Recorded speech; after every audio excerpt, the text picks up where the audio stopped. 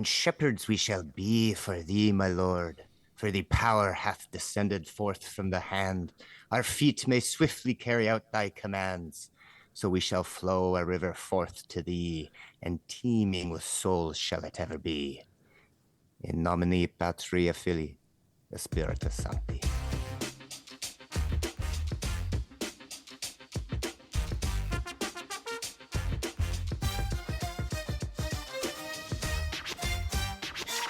Amen.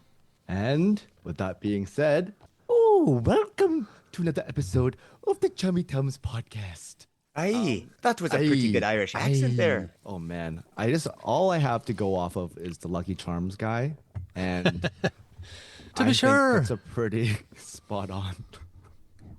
I mean, if my eyes were closed, people are probably changing it because they're like, this isn't the Chummy Thumbs I normally listen to. They think it's an ad. They think it's an ad for. They think Lucky it's an Charms. ad. Yeah. Yes. with real marshmallow pieces.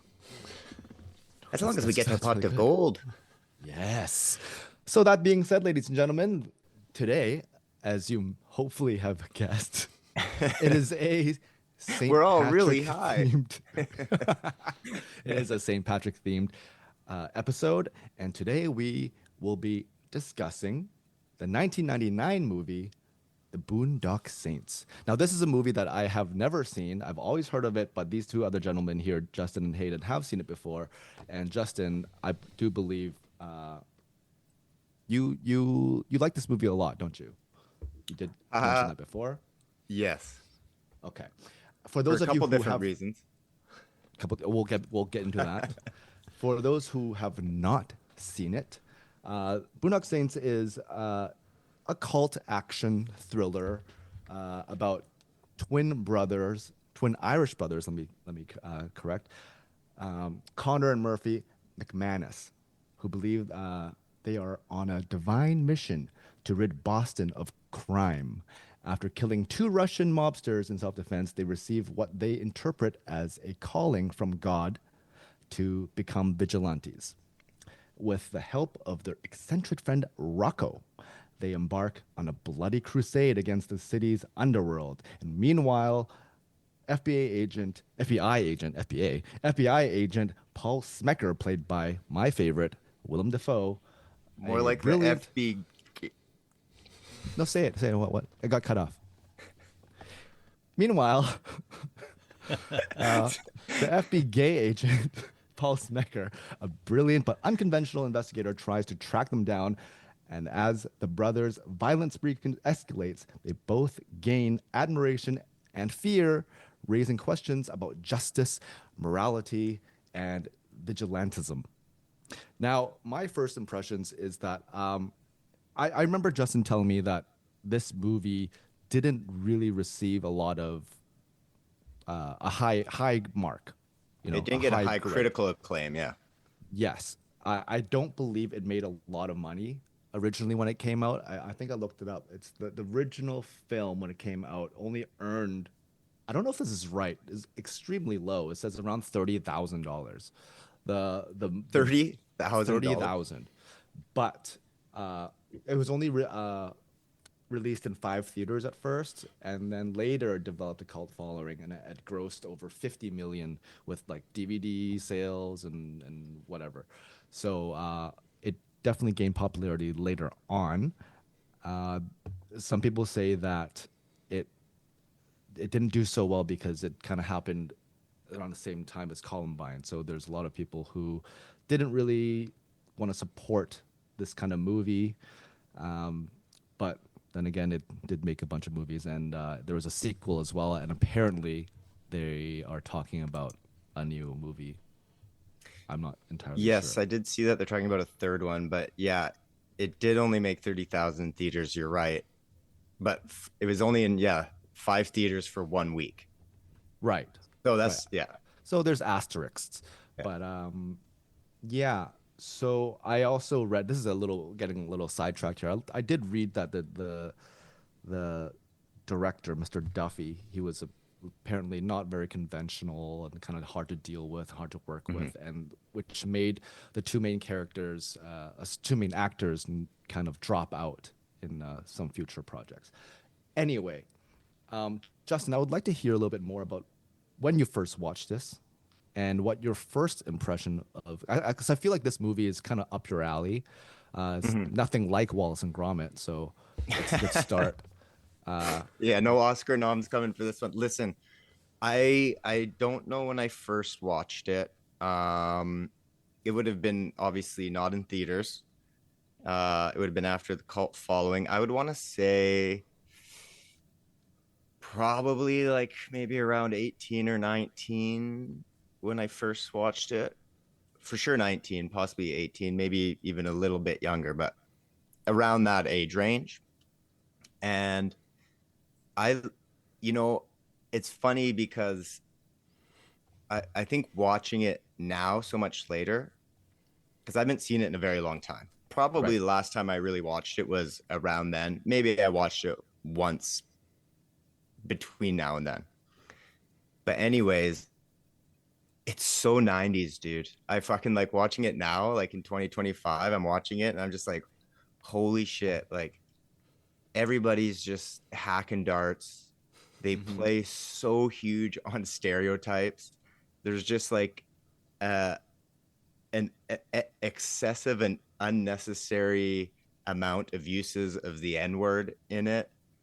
There's, it's just like, I don't know. Like, it's just a completely different time of filmmaking when I watch it now. But Right. I think uh, why I love it so much, besides the fact that it's just, there's that little bit of nostalgia of that time in filmmaking, but I think it's a perfect vigilante film. Uh, I think one of the actors who plays Murphy he's terrible in it. Like, I know he's gone on to do other things and is, a well-known actor, but his acting is terrible. But it doesn't bother me. I don't know, just the fact that these two Irish brothers who kind of this accidentally by luck end up killing these two Russian mob syndicates or soldiers, and then all of a sudden are feel like they're touched by God and that they're gonna go on this killing spree of all the bad scum in the city. Hmm. And they have this inside guy, Rocco, who's in with the Italian mob. And because that kind of this one thing landed on them first and it just happened. But how are they going to continue to do it? And that's where Rocco, who is probably the best character in the film, is like, well, I'm your guy. I know everybody. And anyway, so it's just, and then the fact that these sort of two brothers who think they're hot shit, kind of goofy, kind of silly, very proud of their Irish heritage, um, think that they can go out and do this, and that with this guy who's a bit of aloof in Rocco, and go take on like the biggest criminals. And then when they do, like it's kind of a lot of it is how they turn out on top is by accident. But they still think they're hot shit for it, I don't know. It's just I think there's a good amount of humor. I like the action and I like the way they sequence it. I felt it was different from what you normally see. Like you see sort of the lead up because throughout the movie there's these moments where they go to kill the bad guys, right? Or kill this group of bad guys, kill that group of bad guys, and they kind of show the lead up to it, but then you don't see it.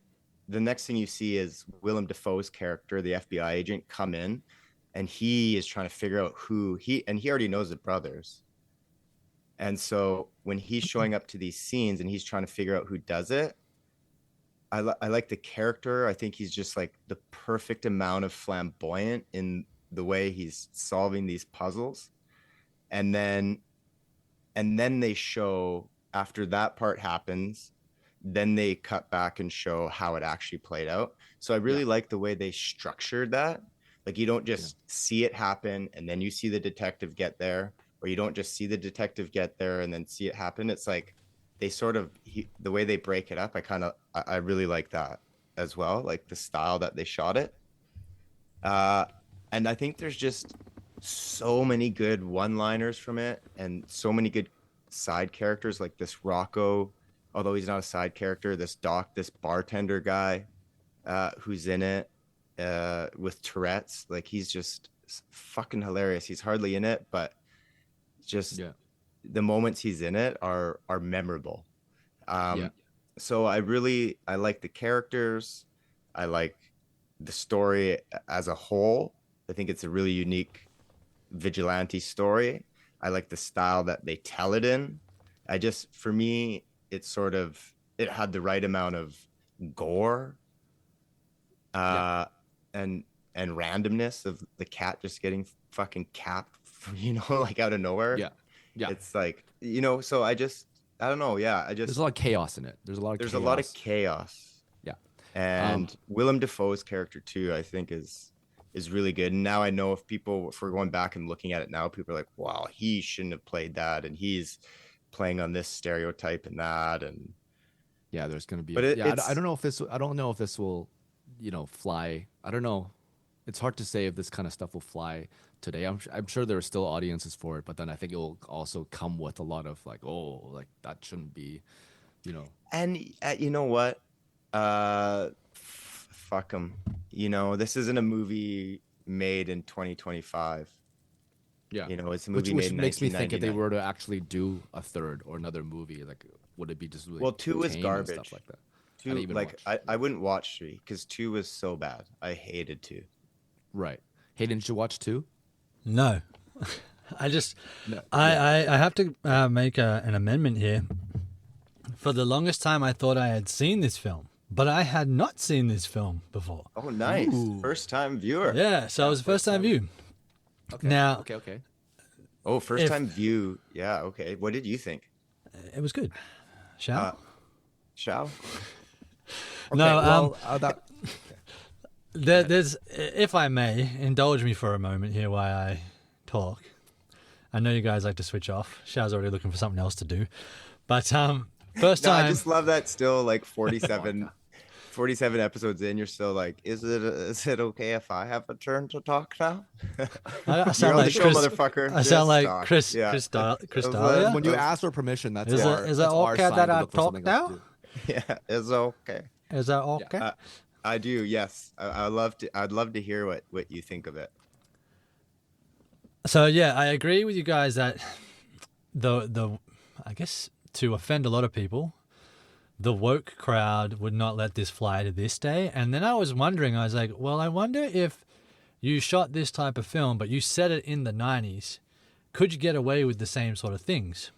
Because you're just like, it's a period piece now. This is how it was in the 90s.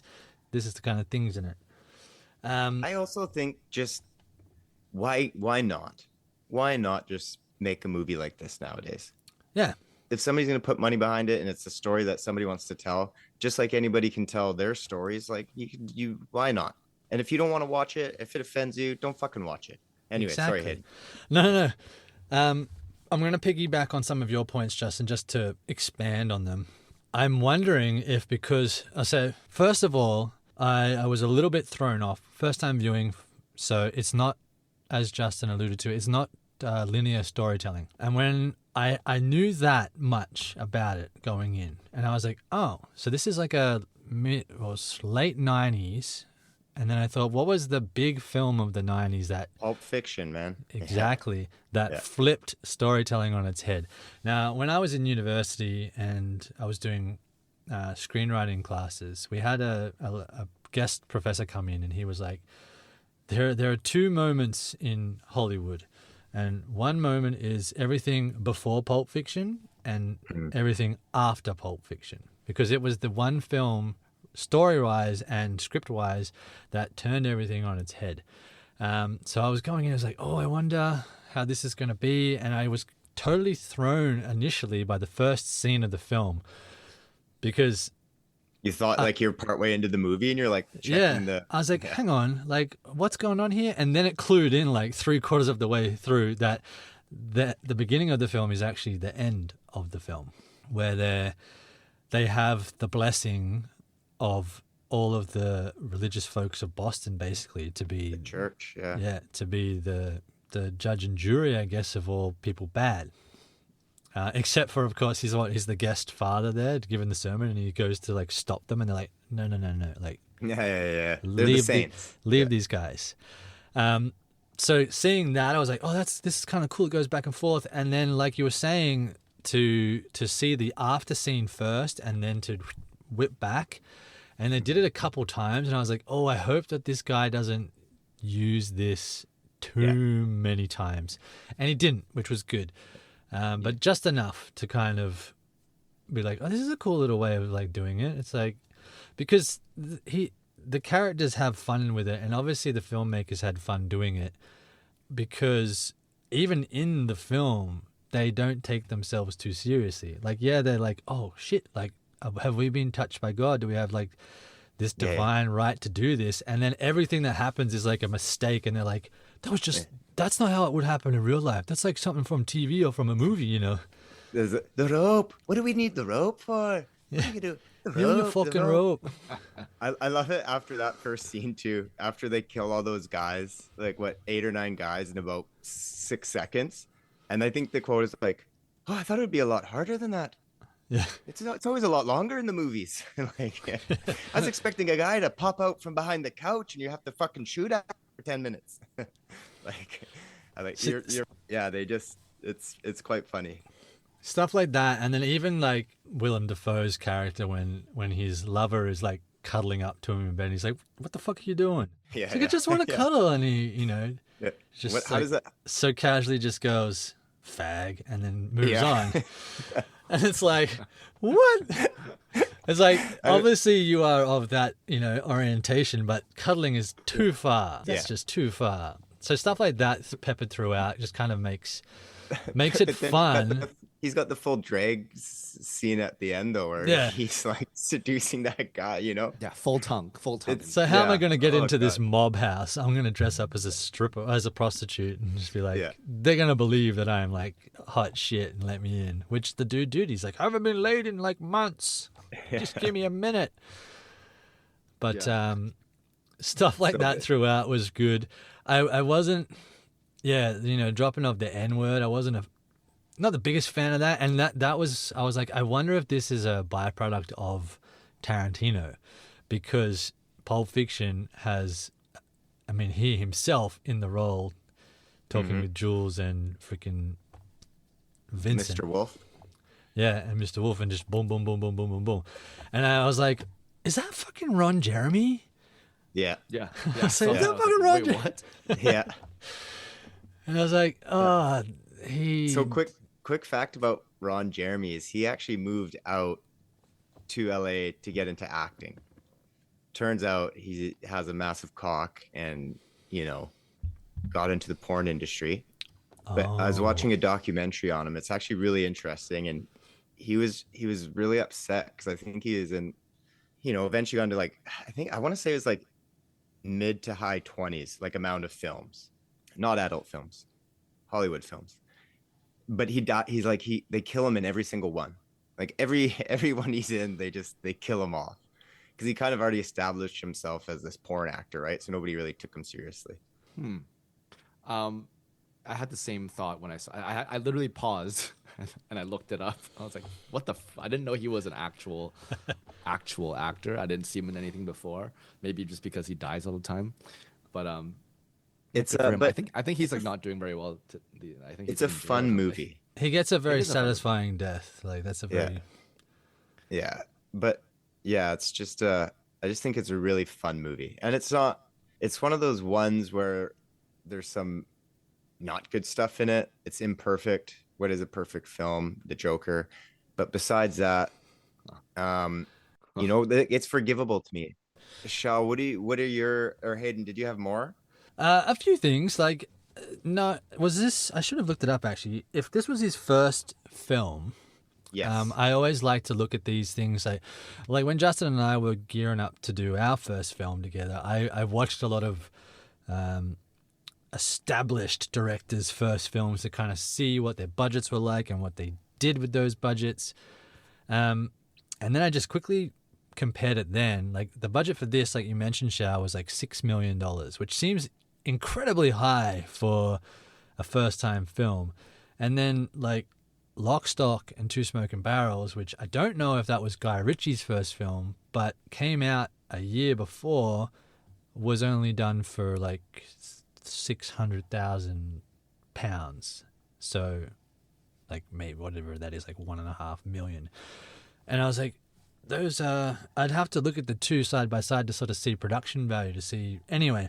So I was watching it with a first time director's eye, just to kind of see the kind of things that they did. And you always sort of compare it to like how Robert Rodriguez did his first couple of films, to see like the gun work and the blood splatter and the way that so it was an enjoyable watch from that. And I didn't focus too much on the fact that the acting wasn't superb. Like even Willem's FBI agent was sometimes over the top campy, but it was like I get it, it works for this film.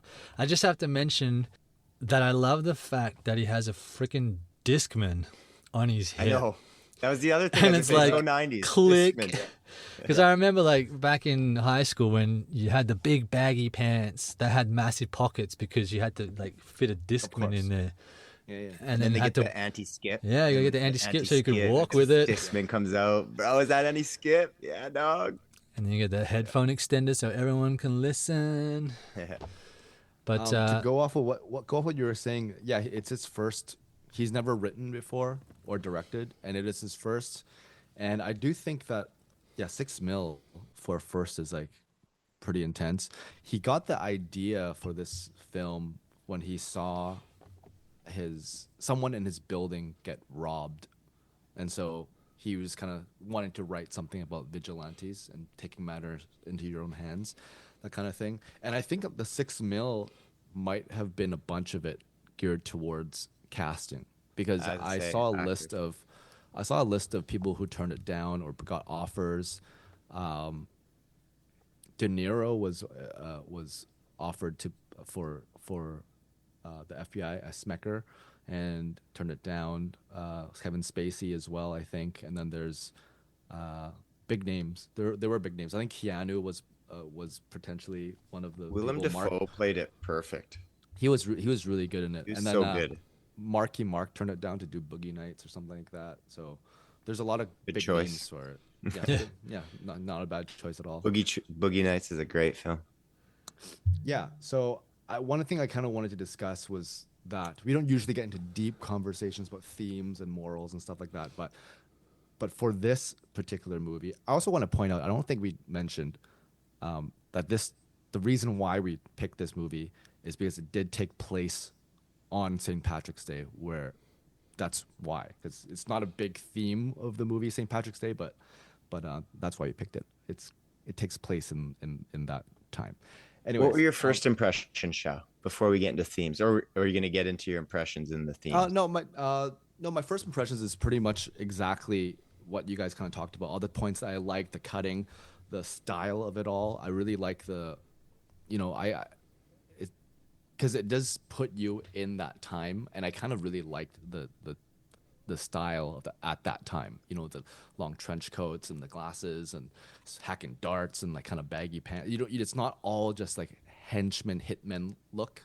It's a little bit more quote unquote low class, kind of poor people. I don't know how to put it, but it's just they're not neat. But they have really nice coats and stuff like that. I really like that kind of style, and I feel like it's also kind of making a comeback, which is kind of funny.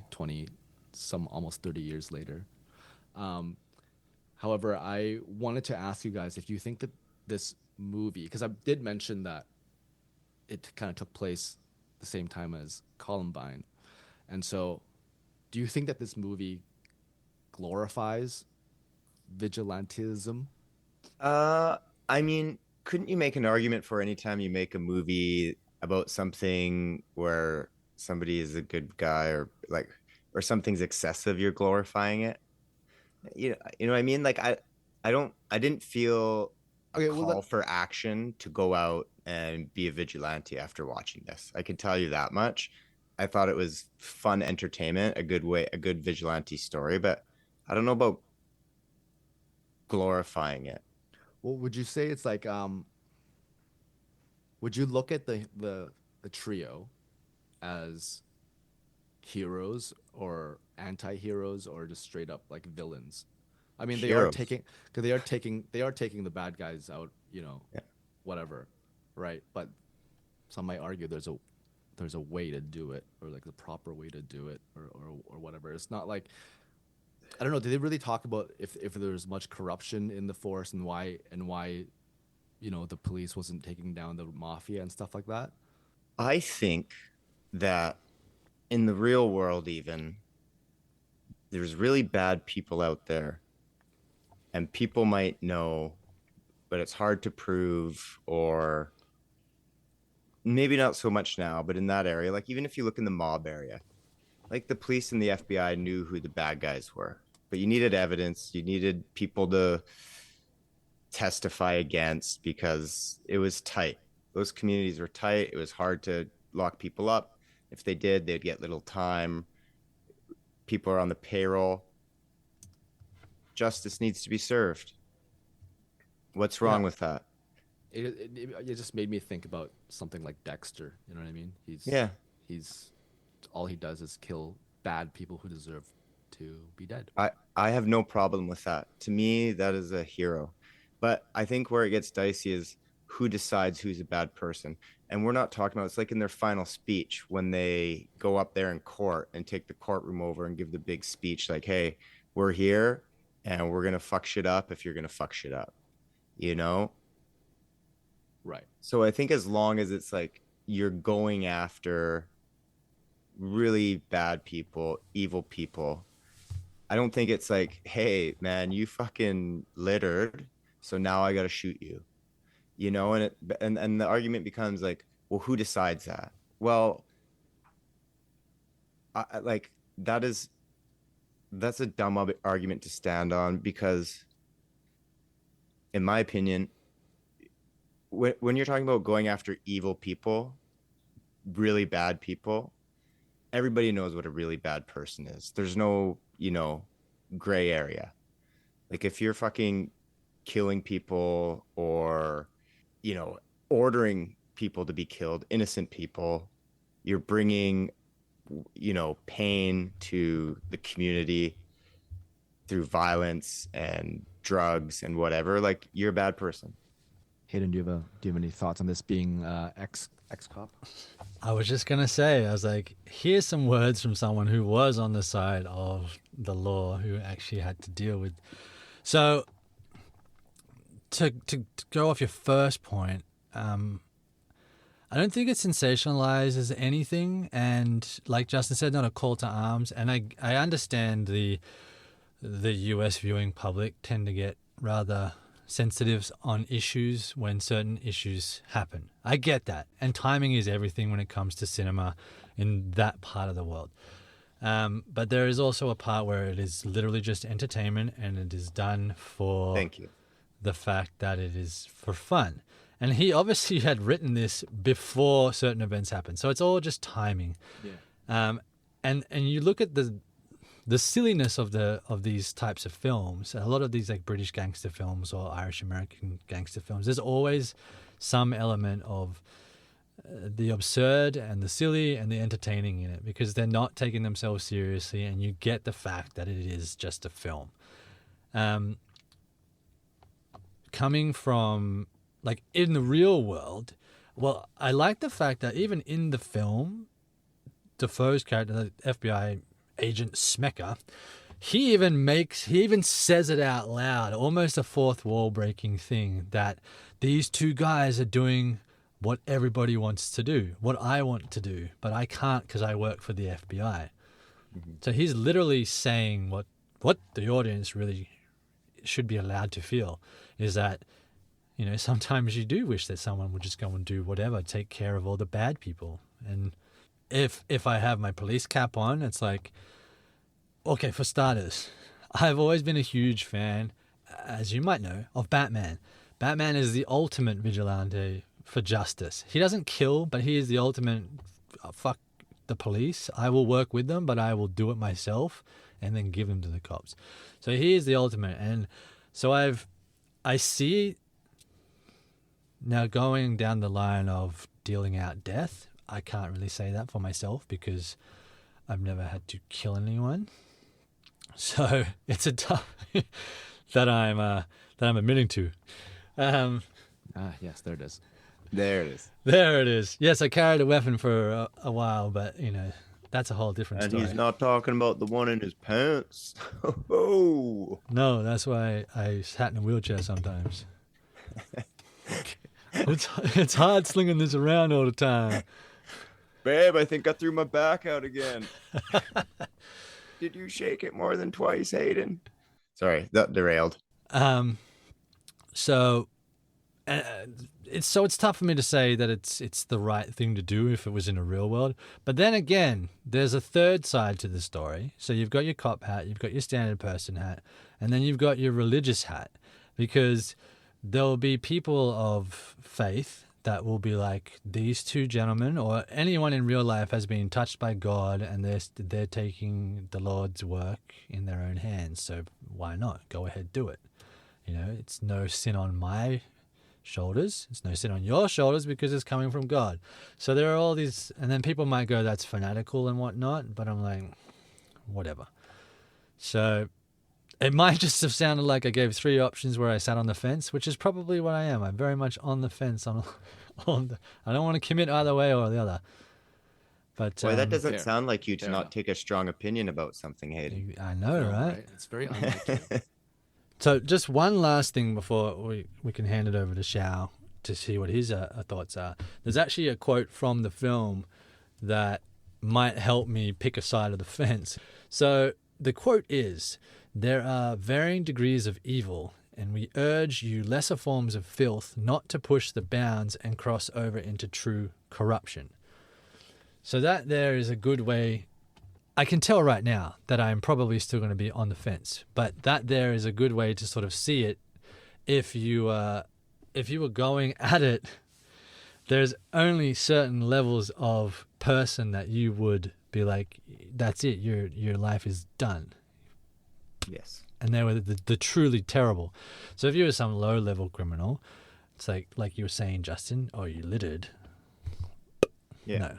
Or you So- disagree with yeah. me. I'm Yeah. not going to kill you because you disagree with me. That's not Yeah, what we're exactly. talking about. Yeah. Yeah, my take on this is exactly pretty much what Justin said, is where do you draw the line, right? It's just, is it an eye for an eye if you kill someone? Okay, let's just put it in a modern perspective. OJ, all right? There's not, yeah. I thought you said modern. This is probably Well, the well, same time the I film mean, came out. I guess, yeah, but he I guess maybe people know who he is because he's died recently, but he, okay, he got acquitted, right? If the glove doesn't fit, you must must have have quit. quit. He must have quit. But come on, people know he did it. Come on. Yeah. And so it's like in that, if that's the case, even though you can't prove anything at that time, he still took someone's life. You Two know, people. to your yeah. Horrifically. Yeah. So okay, so that's a heinous thing to do, taking a life. But what about something that ruins people's lives permanently, like a Cosby thing? You know what I mean? Kill like him. That's okay. So I agree. So originally I was like, Am I allowed to say that? Of course. Well, of course you are. It's just like, for me, it's like, oh, maybe some people will say the line is life or death. If you kill someone, then you deserve to die too, especially if that person's innocent. Of course, that's what we're debating about. But if you, is it the And same there has to be for if you? proof. There has to be definitive proof. Not, my friend Nico told me that this guy killed somebody. Right. So for me, it's also, like I said, the Cosby situation is you are ruining so many lives permanently by doing what you did. It's not taking a life, but there are people who might want to commit suicide by him doing what he did to them. You know what I mean? And that is also very, so it doesn't go with my eye for an eye thing, but it's to me as severe as as, killing. Well, So if that's the case, I've always do you agree that he should? so I've had a conversation with my friend a lot. Not a lot, but more than once. This topic has come up. And for me personally, and maybe everybody else in this world might not feel the same way, but raping somebody, especially some young person, to me is worse than murdering them. And that's a personal opinion I have, because if you kill somebody, I get it, you take a life and you severely impact the life of every single person that is a part of theirs. But to do the latter, that person has to live with that pain and that trauma their entire life. And sometimes they can't overcome that. And sometimes that can become generational trauma, or it can lead them down a certain path in life. Now, I know that is maybe not a popular opinion, but I actually believe there can be worse things that people do than just killing another bad person. Gangster A kills gangster B. Yeah, that's murder. But you know what? Bill does this to this young person and this young person and this young person. You're telling me that one bad guy killing another bad guy is worse than what Bill did to those 3 kids or those 3 women? So that's my view.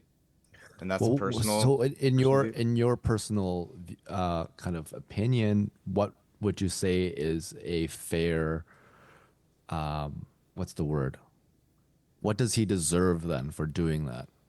Because I think I do think like if you put him in an electric chair, I think that's easy. I think he deserves worse, to be completely honest. Okay. So this is heavy. This is a heavy conversation, Shao. But Yeah, it's it got interesting. real dark. But it's interesting because I say that, right?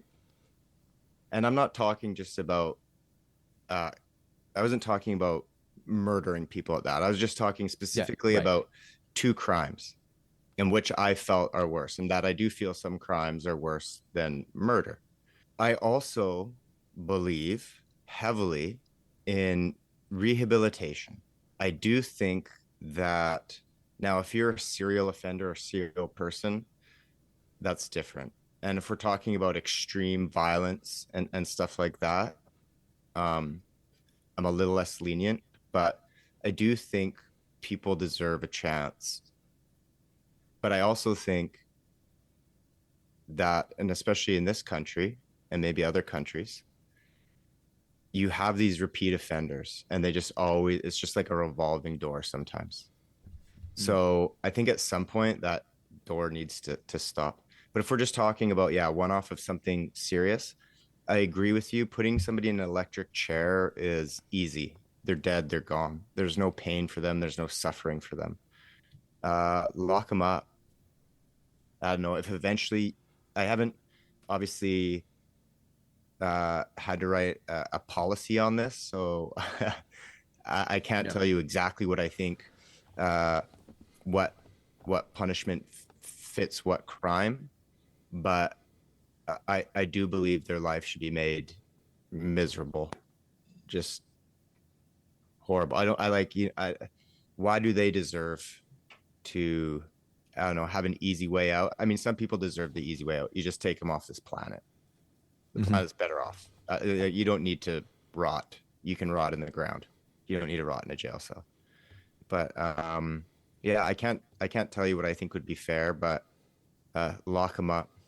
And if it's really bad, then sure, vigilante. I understand the courts can't do it. That's where we need a vigilante to come in and handle business. Hayden, last thing before we go into something lighter, So, I want to take This is what you get with putting me in charge. Hayden, what do you think is a fair punishment for Mr. Sean Combs, P. Diddy Combs? Repeat offender, been going on for years and years and years, paid people off, all that Hold stuff. on, Chow. I know the answer to this. Is there an answer to it? Okay, go ahead. No, I know Hayden's answer. Oh yeah. Yeah, he's on the fence. I was going to say, wait, hang on. Can you tell me, apart from saying that, what my answer would be? He's close. Anything, Justin? Like, what do you think I'm actually going to say? Well, I think the only reason that you choose to be on the fence so much is because you like the way it feels. What kind of fence is it? Are you talking about the iron fences? Yeah. The white picket fences? Yeah, that's right. Huckleberry Finn. I don't know. With Hayden, wet what's paint. With Hayden, wet go ahead. paint. No, wet With paint. wet paint.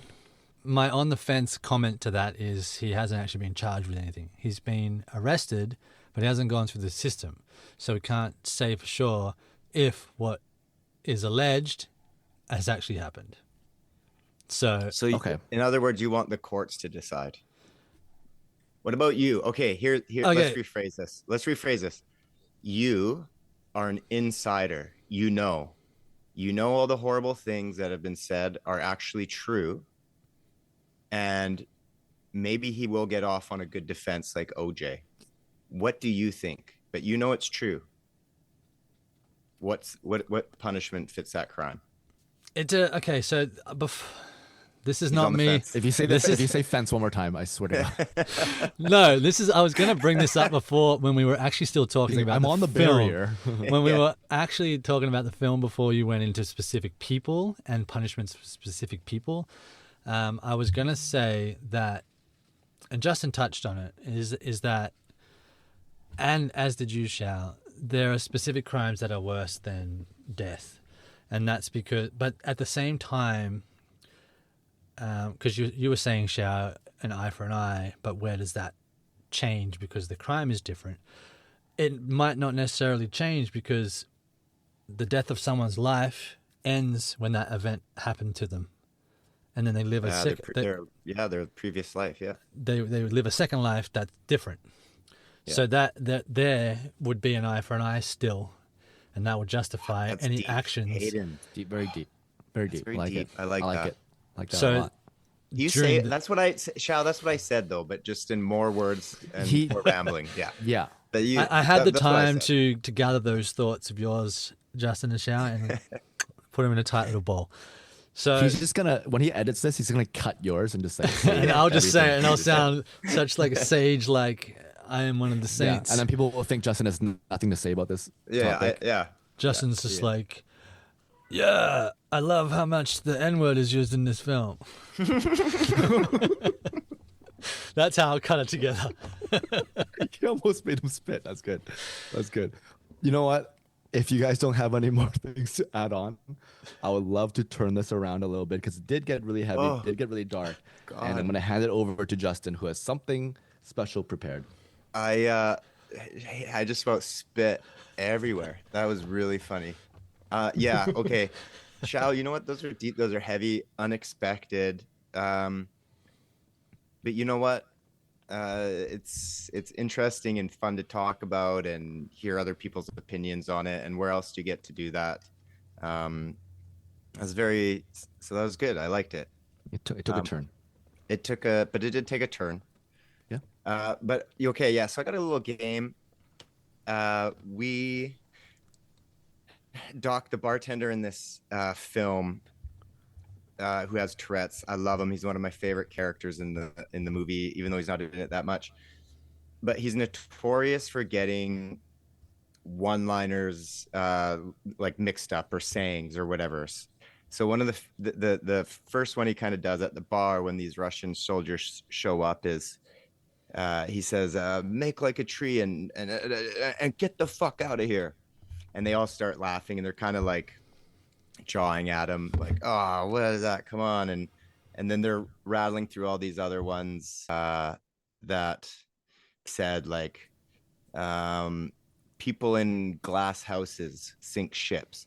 So, anyways, it was kind of funny hearing that, and it made me think of Hayden, because early on in these episodes, Hayden would bring these golden throat tea bags in. It's exactly what you're thinking. Don't go back and listen.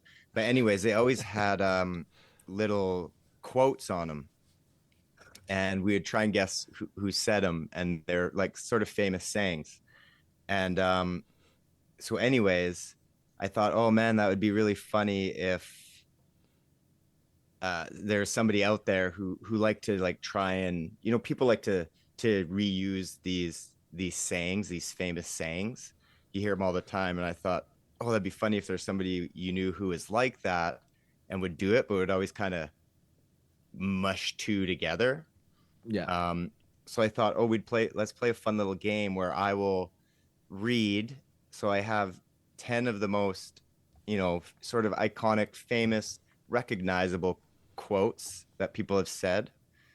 And then I mushed 2 of each of them together for 5 sort of made up wrong ones. And I thought it'd be fun if you guys could see if you could guess. And it doesn't have to be a contest or dinging, but just to see what the 2 quotes originate Group from. effort. Here we go. Yeah. I'm sure you guys will nail this first one. To be or not to be, that's one small step for man. I was gonna say I was wondering if this was going to be like, what was the origins of from the whore's mouth sort of thing. Oh yeah. we got to bring that one back, actually. Yeah. That was a good one. Do you guys know the 2 quotes? To be or not to be, that is the question, of course. William Shakespeare. Which play? One spot. Is it? Oh God, is it Mac? I think Big Mac? it's Is that Big Mac? It's Big Mac. Is that Big Mac? It's Big Mac. Okay, I'm really bad with Shakespeare plays, even though I studied it. Same. And then the second one small step for man, and One giant leap. leap for mankind. Yes. Nice. Very good. Yes. The good starter one. Good starter one. Neil Good starter one. Armstrong, from the very true moon landing, the very true event that happened. Yes. Yes, he did. Yeah. Anyways, Filmed in a Hollywood basement. Okay, number 2. oh, the Chili Give Pepper. me liberty or give me an eye for an eye.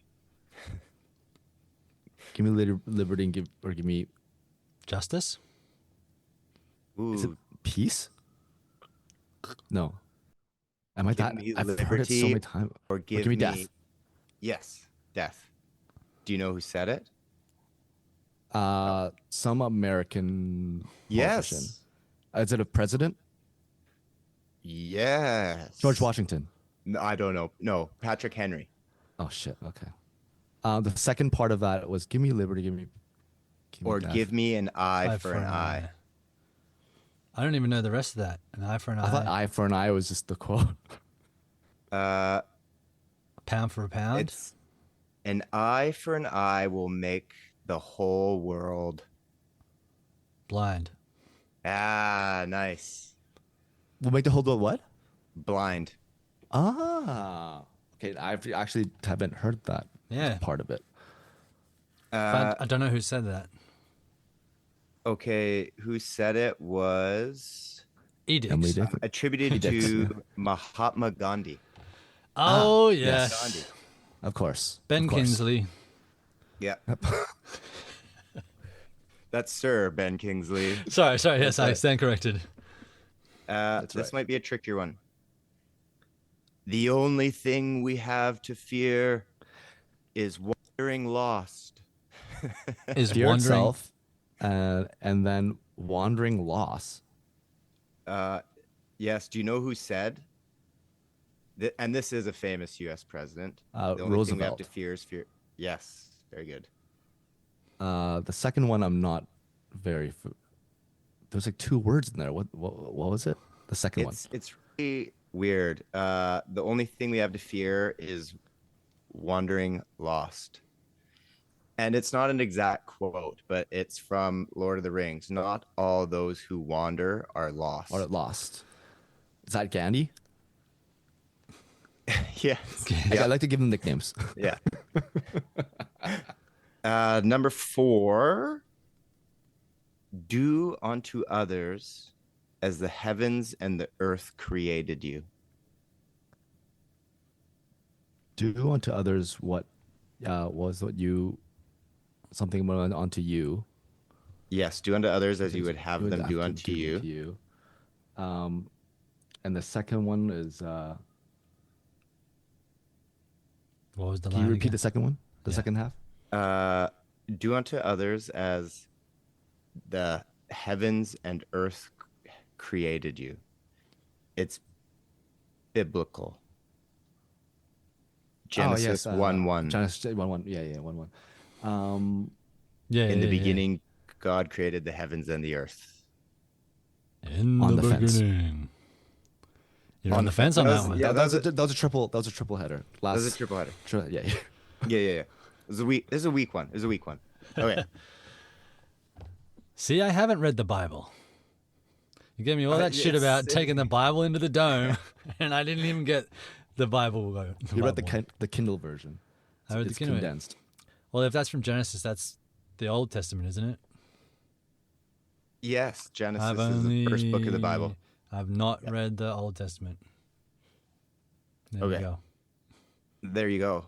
You haven't even opened it because it's the first line, I think. I don't know. Don't quote me on that. No, because most of the Bibles at like the churches that I would were New Testament churches. So Explains why you're so on the fence. Okay, the last one. Here we go. Float like a butterfly, therefore I am. Sam, Oh my God! Therefore I am. I literally saw this like the other day. Float like a butterfly, therefore I am. Ooh, deep. Put that on a t-shirt. It's two words before it. I think. Yes. I think. I don't know who says it though. I was just gonna give you the hint of think about it, Shao. Is it like Socrates? Oh. Is it? No. Such a bad guess. Socrates? It's obviously Rene Descartes. Descartes? Oh, Rene. A Rene. French philosopher. Yeah. Nice. Rene. Very nice. Anyways, Jean thanks Rene. for you guys did great. Shouted great. I was just listening to him. Well, I didn't know a lot of the people who said it, but yeah, that was good. We should definitely bring back the horse mouth thing. Yeah, future episodes. Maybe I'll come up with some for next week. Am I hosting next week? I think you are. Yeah. Well, we have as usual, we have a triv, the lucky pot of gold trivia for today. We have short, 10-ish questions. Don't worry, they're not. Some of them have already been kind of discussed, and they're not Shao difficulties.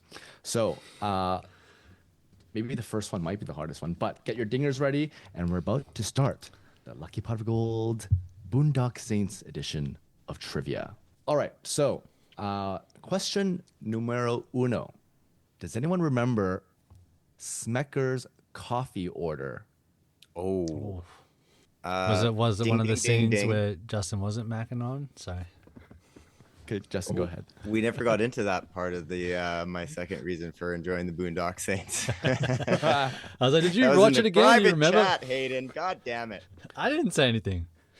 I know it was some form of latte.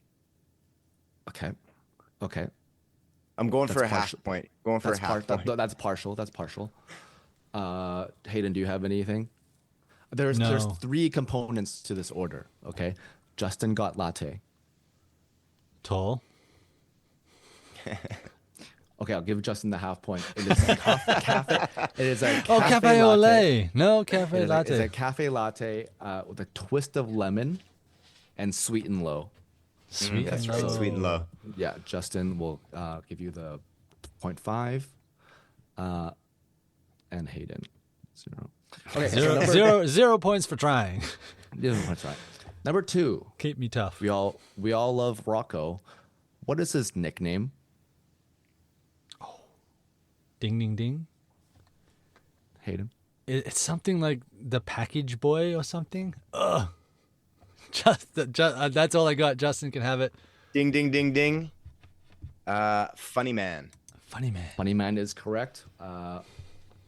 Package boy, man. Okay, I see where you're going with this. That was one of his like jobs to do in the film. He was is to a run delivery. He is the delivery boy. Yeah. Okay, number 3. What was the name of the cat Rocco shot? Ding, ding, ding, ding. Justin? I want to say it was like Fluffy. That's incorrect. Ding, ding, ding, ding, ding. Okay. Does it? It doesn't have a name, does it? I thought they never established it. It does have a name. Mittens. Because he asked the 2 girls what their name was. I love that scene. Yeah, You're that's why. what? You're precious little what? That's why I thought it was like never told. It's a brand of peanut butter. Skippy. Ding, ding, ding, ding, ding. I'll give it to Skippy? Hayden. Skippy is correct. I must have totally missed that. Okay. That was a pretty random scene as well because I didn't know what the hell had happened. He just bangs the table and the gun Yeah, goes off. I and had it's to like, go back. I had to rewind that part. like, who just got Explosion in the shot? wall. There? Okay, number 4. Who was granted parole to kill Rocco? Ding, ding, ding, ding, ding. Hayden. Il Duce? Or Duce? Billy Connolly's character. Yeah. I'll give you a point for Il Duce. What's the actual pronunciation? El Duce? El Il Duce. Duce. All Quick right, question we have a on close that game. one. Quick Yeah, question I was on just that. thinking Billy Connolly. That's like I was like, Billy Connolly. That's who. Yeah. That's who. What's your question, Hayden? Are we led to believe that he's their father? Yes. Yeah. So what? Like he just abandoned them in Ireland and went to the US, and then they came over at some point. And Well, the backstory that's a little iffy. Maybe Hayden, we should do a. You should know by this episode already. This isn't a deep conversation episode, so save hey, your this deep questions. conversation, Yeah, it's all like on the fence. Yeah, it's all on the fence. Hey, at least I was able to deduce that it was the father.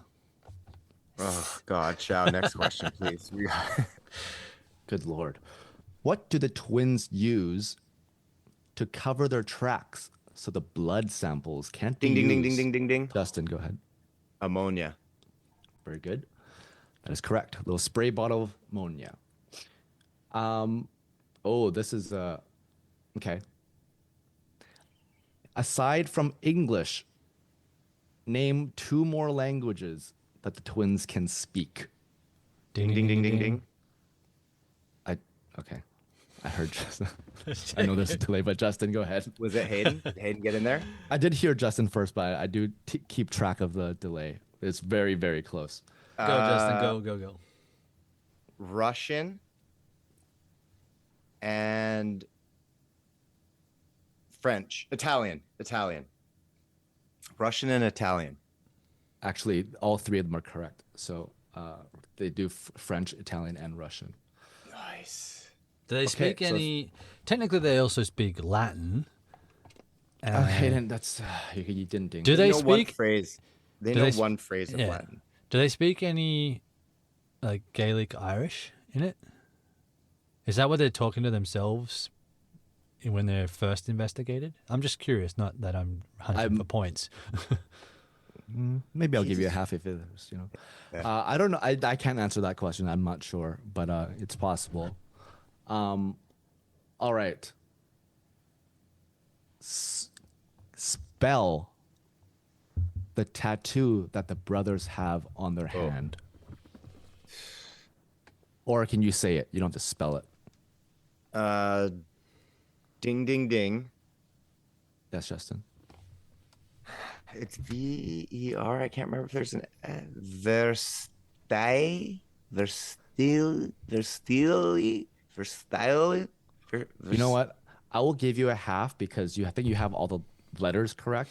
Yeah, It's Veritas. Fritze?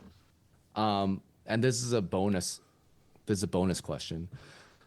What does that mean in Latin? Ding, ding, ding, ding, ding. Oh, Hayden? Truth. That is bullshit. That's correct. Okay. Here we go. nice. All right. I do have it's 4-3. Hold on a sec. Did you pull that out of your ass or did you look it up? I looked it Like, up did you know? beforehand because I was like, Nice. I like to look up Latin words when I hear it in films. Not that I know how to speak it, but I'm like, Very good. because it's very prominent. Like Yeah. they make a point to show that it's on the finger. I'm like, that's a cool tattoo. What does that mean? Yeah. Okay. So I know you guys hate this, but this last one will be worth 2 points because it's not a part of the. It's you'll see what I mean. All right. Okay, so you have to guess a number that's closest. I don't care if you go over, just closest to the actual answer. Okay, the word "fuck" and its derivatives like fucking, fucked, fucking, whatever, were used a total of how many times in this movie? Ooh. You don't have to ding. You can just guess. I was just gonna say, do we each get a choice to guess? Hayden, you guess first. This is for all the marbles here. Okay, I'm going to say 127 times. Okay. And What, just is it 2 hours? the movie? I think it. Okay, Just I'm under. gonna Just under, yeah. I'm gonna go with I wish I could remember what the movie with the most amount had. Would you go? You guess low 100s, Hayden? He Yeah. said 127. Okay. Dang, I was thinking of going like an even 200, but you're quite low. So literally just go 128. You could. That'd be But the most I don't want to. greasy move. I'm gonna go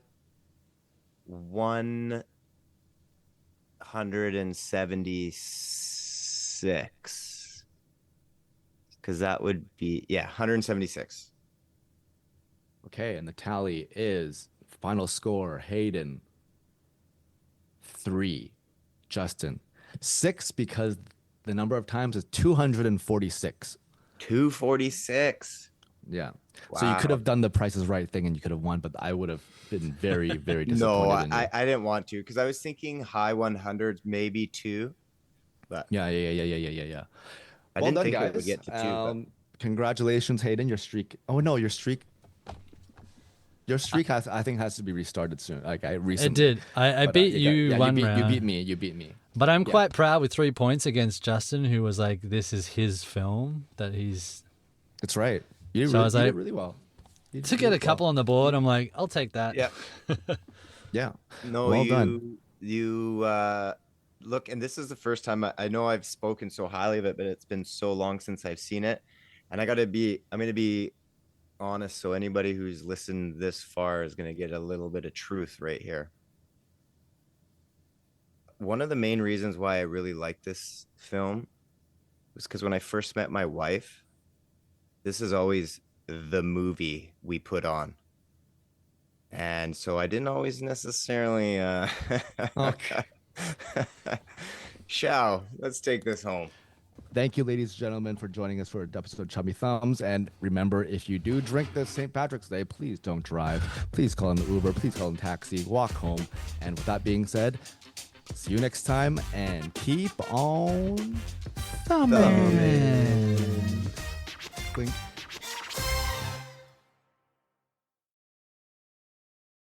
And shepherds we shall be for thee, my Lord, for thee power hath descended forth from thy hand. Our feet may swiftly carry out thy commands. So we shall flow a river forth to thee, and teeming with souls shall it ever be. In nomine Patri, et Filii, et Spiritus Sancti.